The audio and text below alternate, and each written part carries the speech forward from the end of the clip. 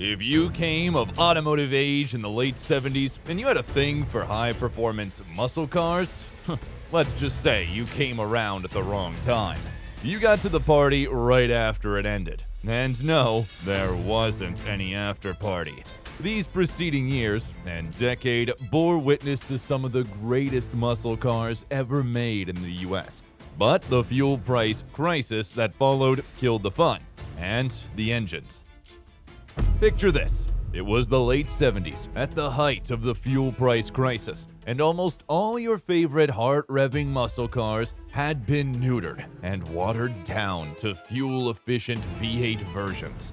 There were no gritty engine rev noises, no fuel-guzzling performance, and definitely no heart-wrenching speed. There was nothing exciting to look forward to when you got into your car, except the boring music playing on the radio or the news about the biting fuel price crisis. It was a dull, dry, and drab time, and that part of your heart that raced when cars raced, revved when engines revved, and drifted when tires drifted was on its dying breath and last fuel.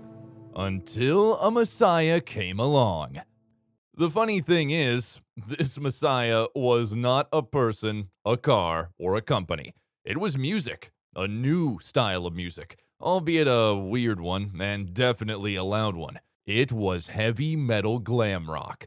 If you know anything about metal or rock, both of which the new style happened to encompass, it is that it is loud and riveting, and so was the attitude it spurred. This music style, which started in the early 80s, is the underbelly of the Los Angeles Sunset Strip, and fronted by groups such as Quiet Riot and Motley Crue, reminded youngies of what they missed with high-performance cars.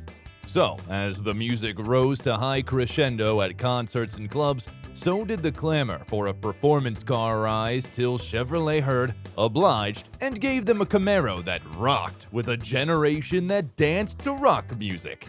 This car was not the fastest Camaro, nor was it the most powerful. Instead, it was perfect for the moment, built for a generation, and reigned for the time being. It was the best Camaro Z28 ever made. The Camaro that thinks it's a Corvette. It was the Chevy Camaro Iroc Z. This is the story of the Chevy Camaro Iroc Z. Ordinarily, this story should start in 1985 when the Iroc Z was released. But no, we need to take things a bit earlier. Kinda like how your story could be said to have started when you were born, but actually started when Daddy met Mummy and decided he liked her, and, well, you know the rest. So, yes, the story of the Chevy Camaro Iroc Z started in 1972, when the International Race of Champions, Iroc, was created. In 1972, 4 men who were auto racing aficionados met and decided to start a new racing competition. A competition that would be to car racing what the NBA All-Star Game is to basketball. These 4 men were David Lockton, Mike Phelps, nope, not the legendary swimmer, Roger Penske, and Les Richter. The competition was originally David Lockton's idea, and the other 3 only helped organize the competition as they had experience with racing and other automobile competitions. Kinda like how you had the idea on how to get into trouble as a kid, but you needed your friends to help you bring the idea to life because they were master rascals themselves. The 4 men met and planned how the competition would go, how it would comprise 4 annual road races run initially on road courses before moving to the oval racetracks and using the stock car racing rules. As these men met and planned the outline for the new racing competition, little did they know that they were about to inspire one of the greatest vehicles in the Chevy Camaro lineup. After all the formalities and organizing details had been planned out, they realized they had omitted something: drivers. Of course, they planned that there would be 12 drivers competing in the races, but where would the drivers come from? You cannot have a racing competition without drivers. That's like being in a romantic relationship without a partner or a love interest. And no, self-love is not a romantic relationship. Go get yourself a partner. These men realized that they needed to solve this problem, so they decided that the drivers that would compete in this race would come from other championships, regardless of their racing discipline. So, they extended the invites to drivers from IndyCar, Daytona, SCCA, NASCAR, World of Outlaw, and even Formula One. But one problem though, these were established racing competitions.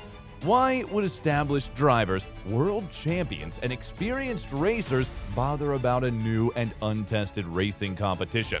Well, this is where the juicy part comes in, and by extension, the birth of the Iroc Z.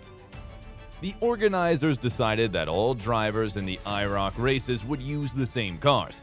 So, rather than have racers in race cars built by different car companies, all the 12 racers would compete using the same car model. Thus, the competition would be less about the car's horsepower and top speed and more about the driver's skill and expertise. The glory would be less of the car company and more of the driver's name. When the winners are called on the podium, only the driver's name would ring out. This was the real deal, the stuff of champions, the dream of conquerors, having your name and your name only attached to your success. Standing on top of the world, knowing nobody but you put you there. Nothing beats that. So, on October 27, 1973, when the first race in the competition started, all the racers rolled out in the Carrera RSR built by Porsche. The only gag was that the race was held in the US. Yeah, so much for an international race, right? And Porsche made the cars in Germany. Between the cost of building and sending these cars, the organizers decided that it was a bit too expensive to keep using a foreign car maker, so they approached Chevy in preparation for the second season of the competition. Chevrolet offered the race organizers its second-generation Camaro Z28 models, and the organizers, especially Roger Penske, got to work on tuning these performance cars for the second Iroc season. Roger was not a stranger to Camaro, as he raced and won the 1968 to 1969 SCCA Trans Am Series with a Chevy Camaro. He knew his way around tuning Camaros for victory, and he did exactly that with help from Traco Engineering. These tuned Camaros were the vehicles that took racers to victory at the Iroc races from 1975 to 1980, before Iroc took a 4-year hiatus. While all of this tuning, racing, and winning was going on, Chevrolet and its parent company, General Motors, were embroiled in a controversy of their own. The argument was about what the new generation of the Camaro should look like. The Camaro was a line of super performance cars built in the mid-60s to rival Ford's Mustang, so there was a level of excellence and performance that the car needed to uphold. With the prevailing fuel crisis at the time, some execs wanted the Camaro to follow the league of other GM offerings, which was to make them into fuel-efficient front-drive vehicles. What a horror that would have been, right? Well, we owe our gratitude to Camaro's chief engineer, Tom Zimmer, who averted this horror. Tom Zimmer, assisted by Fred Schaafsma, who was the development team leader at the time, insisted that the new generation should maintain the rear-wheel drive option. He knew that the new-gen Camaro could not do much with regard to power and speed, owing to the fuel crisis and policies surrounding it. So he decided the handling and fuel economy would be the main focus of the new-gen Camaro, which was a brilliant idea. This means that people would still get their beloved performance cars without flouting the new fuel price policy. So in 1982, the first model of the third generation of Chevy Camaros came in the reincarnated form of the Camaro Z28. It was an instant hit. Young people who have been starved of performance cars for many years gobbled up the new Camaro.